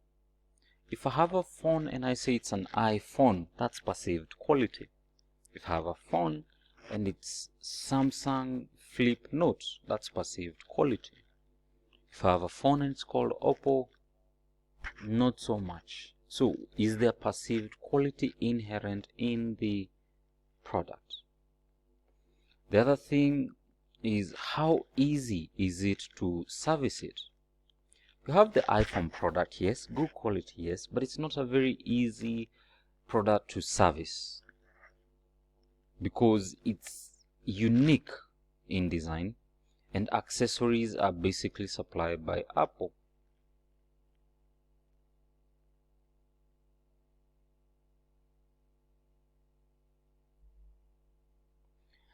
Reliability.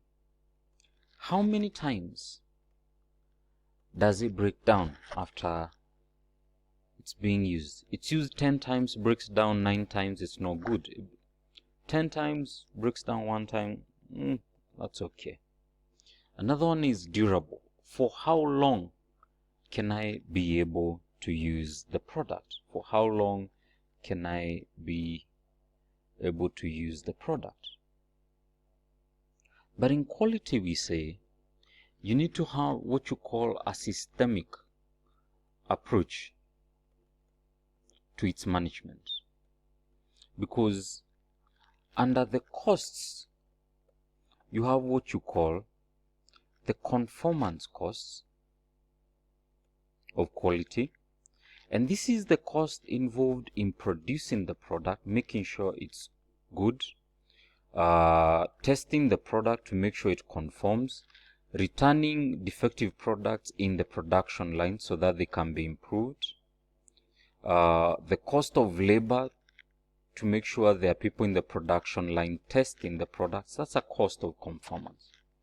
And we say that the firm that incurs the highest cost here to make sure even the processes are conforming to quality reaps the rewards. The firm that does this reaps the rewards.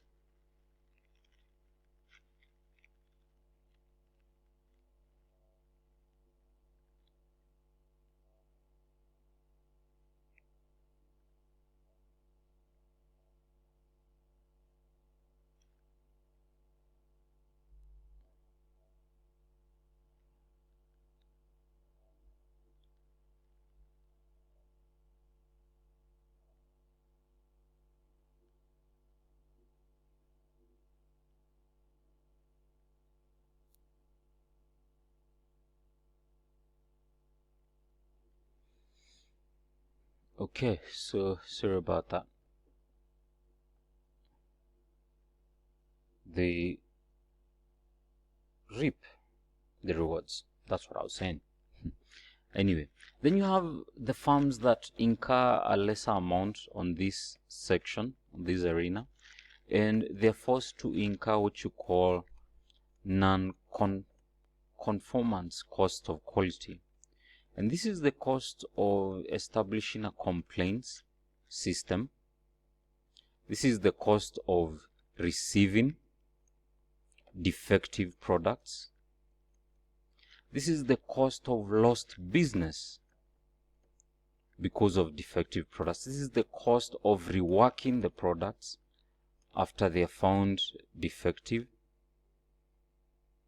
And as much as this accounts for a small portion, you need to understand that the total cost of quality is conformance cost plus non-conformance cost. Therefore, they are all directly correlated to the total cost of quality. Keeping each down does not mean you keep the total cost down.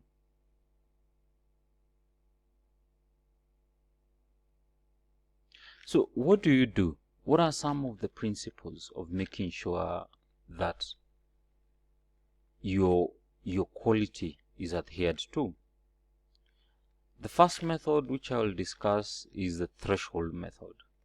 And this is where you come up with standards of quality in terms of processes.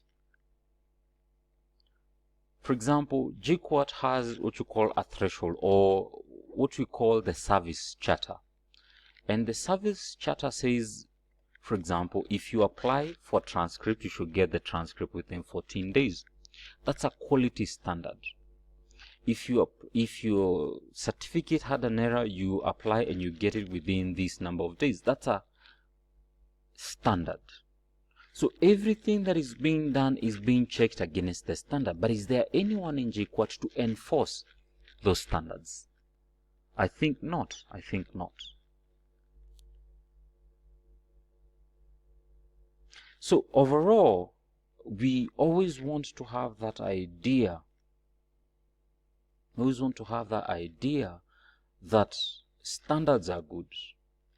Another example of standards, service charter is an internal. You have what you call ISO standards or KEBS standards. All these are established national or international standards for products that are meant to be consumed by the consumer. Are you compliant to those standards? That's one way to check. But assuming I'm a production officer and I'm producing 1 item, 2 items, 3 items, 4 items, and so forth, all the way to 1 million, I can have what you call a limit chart. This is an upper limit, lower limit. And my defects will always be falling within this area. So for me to stop production and check what is happening is when you have a shoot above our upper limit. Let's just say we want 10,000 defects per production cycle. If we get 50,000 defects per production cycle, then it means something is wrong within the system and we need to check. Also, if we do not have defects at any point, it means that the system that is meant to check for the defects could be faulty. So exactly what is happening, check the whole system. So this is one way where you can be able to use, you say, we allow defects up to a certain range. Then once it crosses that range and it starts getting to this section and this section over here, we stop production and check what is happening. Under the right quantity, I'll just say two things. The first one is you're trying to determine the quantity, and you can use forecasts to determine what quantity will be needed, or you can use the ordering system. But our production systems can be two: fixed order quantity model system or fixed period ordering systems. Now, in the fixed order quantity, we always order the same quantity after a given period, and that quantity is demarked by point Q1. Once we go to 0, we order again. That is system 1. System 2, under this, we have what you call safety stock. Safety stock. Once we get to the safety stock level around here, we take it back to the same quantity. Safety stock back to the original quantity, safety stock back to the original quantity. It is more risky to have no safety stock. In that case, you'll be having a lot of shortages in case the lead time changes, in if the lead time changes, that becomes a problem. Fixed period is where you're buying after a certain period, after a certain period, after a certain period, and so forth and so forth. So the other models under these EOQ models and so forth, I don't want to go into them. So you go through them during your free time. GIT is also a quantity management. So this would be considered a good summary of the manual which I gave you. If there are any questions, kindly do not forget to ask them. I'll be responding them in time, and of course we'll have a Zoom meeting so that we can discuss further on this. Thank you.